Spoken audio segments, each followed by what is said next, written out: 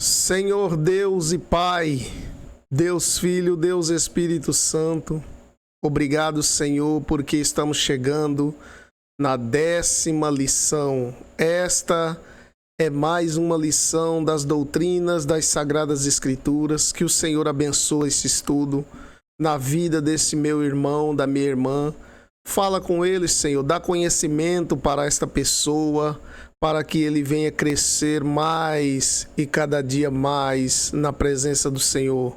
Porque a fé vem pelo ouvir e o ouvir da palavra de Deus. Quanto mais conhecemos da tua palavra, mais a nossa fé aumenta, Senhor. Senhor Jesus, eu te peço nesta hora, dai-nos o teu conhecimento. Amém. Meus queridos, a paz do Senhor, amada igreja, chegando aqui no nosso discipulado com o irmão Leandro. Cada vez que nós estudamos junto, estamos nos familiarizando, estamos ficando mais próximos um dos outros. Em nome de Jesus e para a glória de Jesus, eu quero agradecer a você que me acompanhou desde a primeira lição até aqui, meu querido irmão. E tudo que você aprendeu, que seja para a honra e glória do Senhor Jesus. Nós chegamos na 10ª lição, igreja. E hoje, na 10ª lição, nós vamos estudar sobre o pecado e a blasfêmia contra o Espírito Santo. O que é pecar? O que é blasfemar contra o Espírito Santo, irmãos? Este assunto é uma das questões mais complexas e mais sensíveis do Novo Testamento, viu, irmãos? Louvado seja o nosso Deus. É um assunto muito sensível, porque o próprio Jesus dá grande alerta a respeito deste assunto. Até Jesus fala, toma cuidado com o pecado e a blasfêmia do Espírito Santo, porque não vai ter perdão. Nós vamos tratar sobre esse assunto. O que é blasfemar contra o Espírito Santo? E nós vemos uma grande sensibilidade sobre o Espírito Santo. E aí, irmãos, por causa de medo de ferir o Espírito Santo, eu vejo que os crentes têm muito temor ao falar desse assunto. Por causa de medo, de achar que está blasfemando contra o Espírito Santo. Nós vamos ver o que é blasfemar contra o Espírito Santo, irmãos. Porque Jesus disse que aquele que faz isso não tem perdão. Igreja, quem blasfema contra o Espírito Santo não tem perdão. Isso é muito sério. Vamos estudar esse assunto, vamos ficar por dentro deste assunto, irmãos. Às vezes algumas pessoas assustam e acham que, meu Deus, eu blasfemei contra o Espírito Santo. Será que eu blasfemei? Então nós vamos entender um pouco deste assunto. Fica com o irmão Leandro no estudo do discipulado. Vamos para o nosso texto áureo das Sagradas Escrituras, o texto áureo da blasfêmia contra o Espírito Santo. Está lá em Mateus capítulo 12, verso 31. Portanto vos digo, todo pecado e blasfêmia se perdoará aos homens, mas a blasfêmia contra o Espírito Santo não será perdoada. Aqui tem 2 pontos, meus irmãos. Pecado contra o Espírito Santo e blasfêmia contra o Espírito Santo, viu? São 2 questões aqui. As Sagradas Escrituras declaram que o Espírito Santo é Deus. Nós já comprovamos isso na Bíblia, está provado biblicamente. O Espírito Santo é Deus, ele é uma pessoa, possui a mesma natureza divina. Quando o Espírito Santo faz a vontade do Pai e do Filho, não significa que ele é inferior. Entende isso, irmãos? Isso apenas revela a tão perfeita união entre as 3 pessoas da Santa Trindade. O Pai cria, o Filho redime e o Espírito santifica. Ou seja, o Pai criou e enviou o Filho. Só que aí o Espírito Santo também é Deus, mas as obras do Espírito Santo ele aponta para Jesus, irmãos. Todas as obras que o Espírito Santo faz é apontada para Jesus Cristo. Ele é cristocêntrico. O fundamento do nosso estudo de hoje está lá em 1 Tessalonicenses, capítulo 5, verso do 16 ao 21. A carta de Paulo aos Tessalonicenses, os irmãos de Tessalonia. Regozijai-vos sempre, orai sem cessar, em tudo dai graça, porque esta é a vontade de Deus em Cristo Jesus para conosco. Irmãos, não extinguais o Espírito, não extinguais o Espírito, não desprezeis as profecias, mas ponde tudo à prova, retende o que é bom. Nosso estudo de hoje, a blasfêmia contra o Espírito Santo. Como de costume, eu quero passar para você uma devoção diária para você ler na semana, pela manhã, no domingo ou a hora que você achar melhor. No domingo você leia 1 Tessalonicenses capítulo 5, versos 19 e 20. Segunda, Efésios capítulo 3, versículo 14 ao 21. Na terça, Efésios 5, 18 ao 21. Quarta-feira, Efésios capítulo 4, verso 30. Quinta, João 16, do 12 ao 15. Sexta-feira, leia, irmãos, Mateus capítulo 3, versos 7 ao 11. E lá no sábado você leia Atos dos Apóstolos, capítulo 8, do versículo 18 ao 21. O meu objetivo de trazer esse estudo para você é que o aluno deverá ter em mente que o Espírito Santo é uma pessoa sensível. Meus queridos, o Espírito Santo é sensível. Também você deverá saber diferenciar o que é pecado e o que é blasfêmia contra o Espírito Santo. E por fim, deverá compreender a missão do Espírito Santo na igreja. Na nossa introdução aqui, nós vimos que nas lições anteriores, nas aulas anteriores a respeito do Espírito Santo, foi que nós mostramos a operação do Espírito Santo lá no Antigo Testamento. No ministério de Cristo também, a operação do Espírito Santo no ministério de Jesus, o ministério terreno de Jesus, e também a operação do Espírito Santo na história da igreja, no livro de Atos dos Apóstolos. Nessa porção do nosso estudo, hoje nós faremos uma análise da ação do Espírito Santo, o Espírito da graça, ao longo da história, para nós entender por que Jesus atribuiu ao Espírito Santo maior sensibilidade no tocante aos pecados contra ele. Jesus é quem falou: olha, cuidado, todo pecado e blasfêmia será perdoado aos homens, mas a blasfêmia contra o Espírito Santo não terá perdão. Jesus já deu esse alerta. Inicialmente, devemos ter em mente que o Espírito Santo atua na dispensação da graça. Hoje o que nós vivemos é a dispensação da graça, na plenitude dos tempos. Quando, portanto, toda a revelação do plano salvífico de Deus já se manifestou. Ou seja, estamos na dispensação da graça, Deus já revelou todo o seu poder para a salvação, que é o Evangelho, que é o poder de Deus para a salvação de todo aquele que crê. Deus já revelou tudo para nós, está tudo pronto. A salvação já foi alcançada e agora é ofertada a nós pelo Espírito Santo. Já está tudo pronto.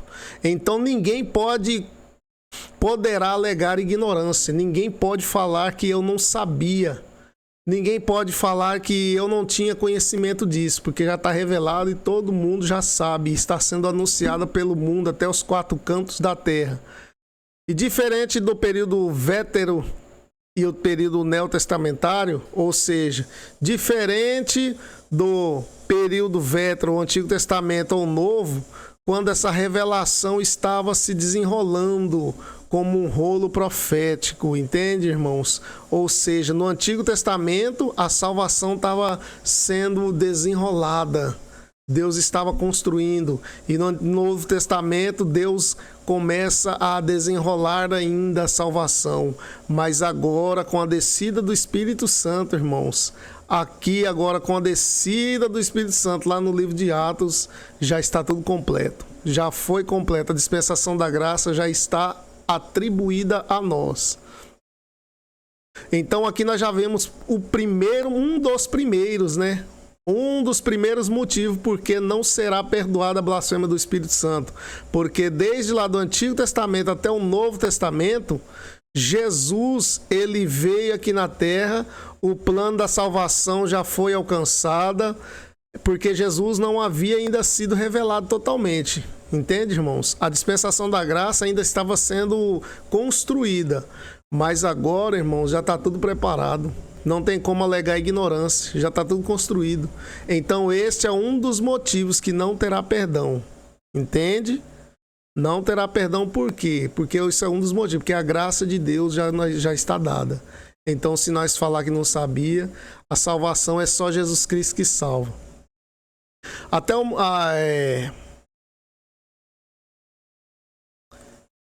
aqui, no caso da igreja, está lá. Deixa eu abrir aqui. No caso da igreja, irmãos, desde a descida do Espírito Santo, a revelação agora acontece de forma abundante. Irmãos, entenda isso. O Antigo Testamento, até a vida de Jesus, estava sendo desenrolada na salvação. Estava sendo produzida.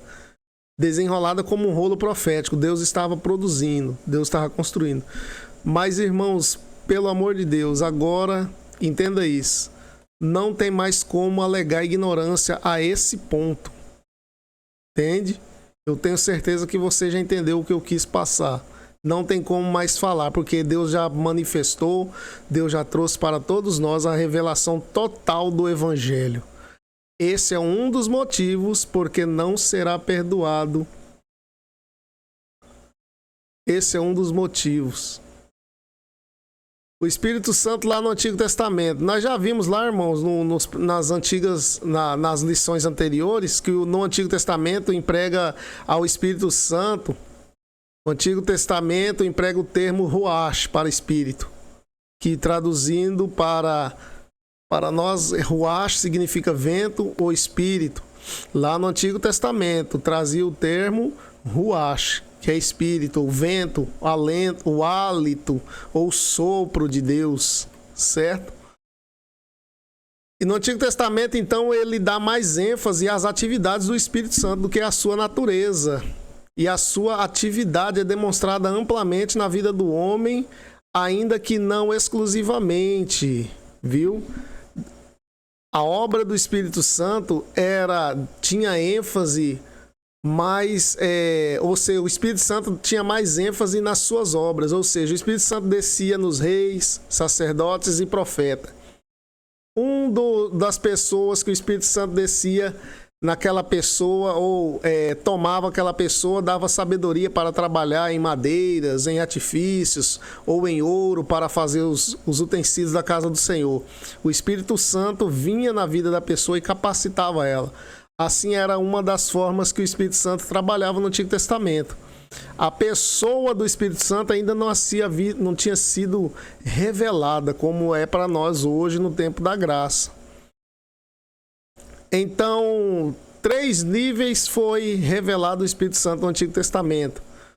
No Antigo Testamento, o Espírito Santo se revela nos seguintes níveis. No nível intelectual, dando sabedoria, que eu acabei de dizer, dava sabedoria e conhecimento para as pessoas, trabalhar, fazer alguma das coisas para a obra de Deus. O Espírito Santo vinha na vida da pessoa e capacitava ele para fazer algum trabalho. Mas isso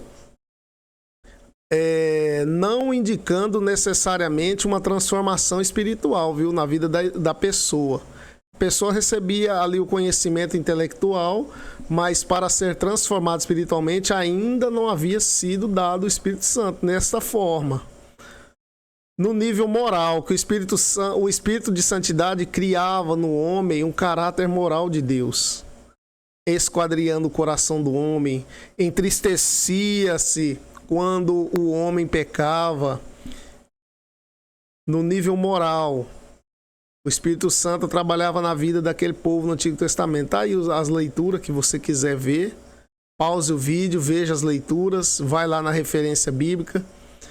No nível religioso também, o Espírito Santo trabalhava lá no Antigo Testamento. No nível religioso, Deus revelava a sua vontade através dos profetas.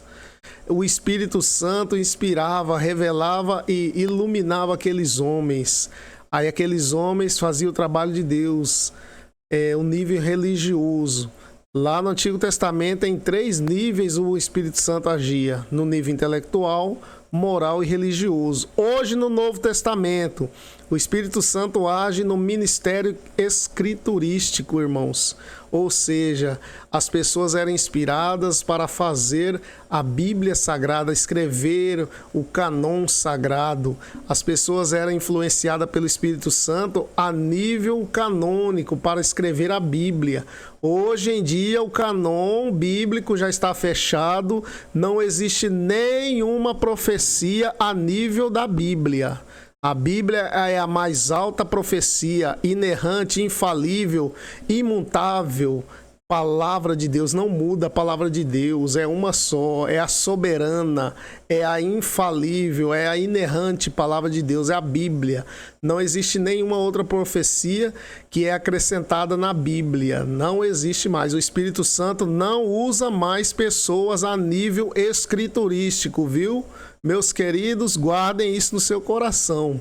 O Espírito de Deus usa os profetas hoje na terra e precisa usar os profetas. Os profetas de ministério, ministério profético, os dons espirituais também de profecia. O Espírito Santo usa e precisa, a igreja precisa das profecias, mas a nível canônico, a nível escriturístico da Bíblia, não tem mais. No Novo Testamento, o Espírito Santo também age no ministério cristológico. O Espírito Santo esteve presente e atuante no ministério de Jesus, cristológico. Jesus aqui na terra fez as suas obras instruído e inspirado pelo Espírito Santo, desde a sua concepção virginal até o seu sacrifício na cruz. Toda a obra de Jesus foi através do Espírito Santo, irmãos. Creia nisso. O apóstolo Paulo diz que ninguém diz que Jesus é anátema se o Espírito Santo estiver nessa pessoa. Ou seja, o Espírito Santo estando na vida da pessoa, ele não vai falar que Jesus é maldito, nunca. No ministério cristocêntrico, o Espírito Santo agiu. O Espírito que atuou em Cristo é o Espírito que aponta para Cristo e dá testemunho de Cristo. Entendeu, irmãos? Tudo que a igreja faz, o Espírito Santo na igreja, ele aponta para Jesus. Olha, você precisa de Jesus. Jesus é quem salva. Jesus Cristo é o que liberta, é o que transforma, é o que restaura. Jesus é quem faz tudo isso. O Espírito Santo aponta para Cristo Jesus. No ministério soteriológico, Cristo cumpriu perfeitamente as exigências da lei e ele adquiriu todas as bênçãos que envolvem a salvação. Então a obra do Espírito Santo consiste em aplicar os merecimentos de Cristo aos pecadores. Ou seja, meus irmãos, Cristo já herdou tudo. Cristo morreu na cruz, ele pagou o preço. Só que aí ele herdou a salvação, mas é o Espírito Santo que nos oferta ela. É o Espírito Santo que toca no coração da pessoa e a pessoa que sente aquele desejo, ele vai crer, vai nascer a fé no coração dele.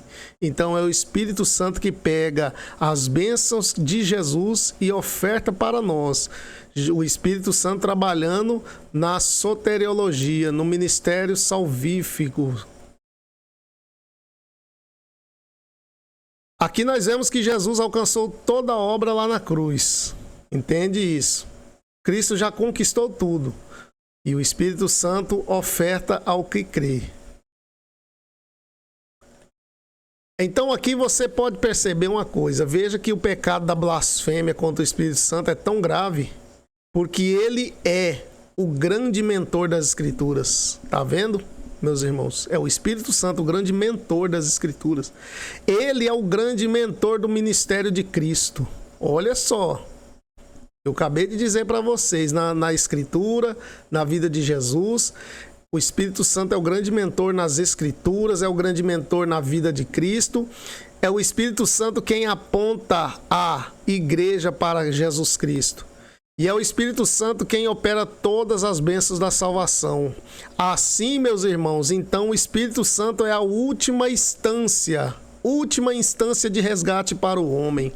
Por que não será perdoada a blasfêmia? Aquele que blasfemar contra o Espírito Santo não será perdoado.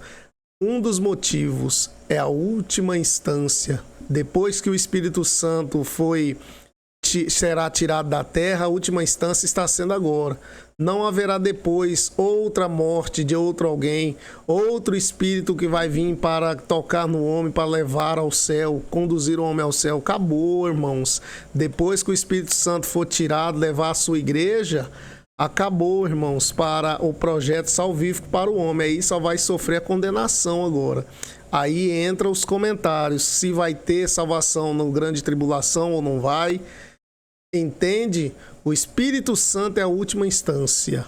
Não podemos perder essa graça nesse momento que é ofertada aos homens. O Espírito Santo no ministério eclesiológico, na igreja. O Espírito Santo está essencialmente ligado à igreja. Na linguagem do apóstolo Pedro, mentir à igreja é o mesmo que mentir ao Espírito Santo. Lembra quando o apóstolo Pedro fala para Ananias e Safira? Vocês não mentiu à igreja, mas mentiu ao Espírito Santo. Foi isso que ele disse, né? A igreja. Vocês mentiram ao Espírito Santo. A igreja. Então, naquele momento, ele caiu morto. Ou seja, mentir para a igreja é o mesmo que mentir para o Espírito Santo. Só corrigindo. Irmãos, vamos entrar agora na terceira.